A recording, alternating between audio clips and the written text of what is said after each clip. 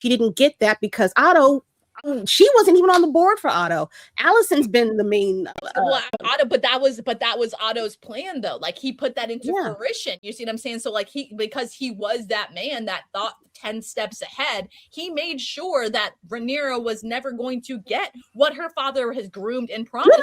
I agree. Because of that. So he pushed Alicent in front so that Rhaenyra could be pushed back. All of her kids could be put in the forefront and learn about everything. Like that was all a designated plan by this man who was supposed to teach her and basically just be her right hand. But he alienated the situation and alienated her out of her own kingdom and then became a prisoner for God knows how many years before she fucking cut his head off. Well, she hacked his head off, let's be honest. God, that was horrible.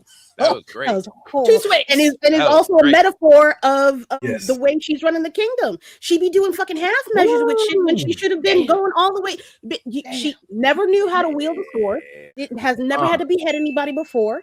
She wasn't taught how to wield a sword by anybody. She hasn't been in battle at all because she has all these people trying to isolate her from being in the gutter.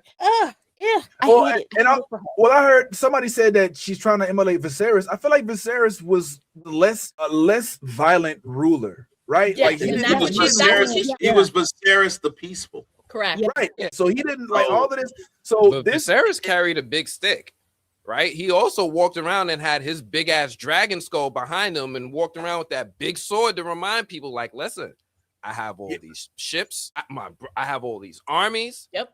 And people stayed in check with him because even though he was peaceful, people wouldn't get out of line when he spoke. When he spoke over them, everybody shut the fuck up. And listen, can I just add this? Because Lady Mandalore brought up a good point, and I think it's worth addressing. The fact of Daemon's real intention. Daemon's real intentions have been showcased throughout the show through dialogue. His true intentions are to rule by an iron fist. Yep.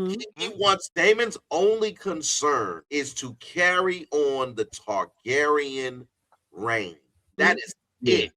He wants High Valyria. Like, what did he say? I want us to rule like we used to rule in High Valyria, where we just rule with powerful dragons and everybody else just adhered to our command. And that's what he wants.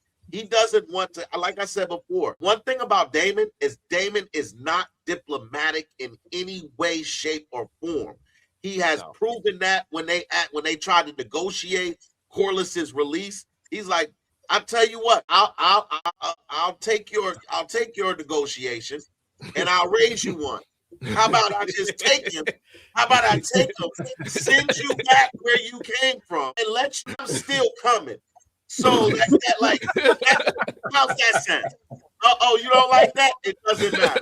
Like that's his way of negotiating and being diplomatic is ruling and doing everything with an iron fist. I have a big dragon called Caraxes. I don't really need to save these kids. I'll attempt to not kill them, but if they get in the way, oops, that upside down. I told y'all to move. Because he did.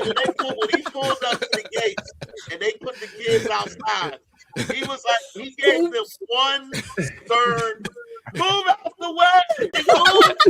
He was like, Caraxes.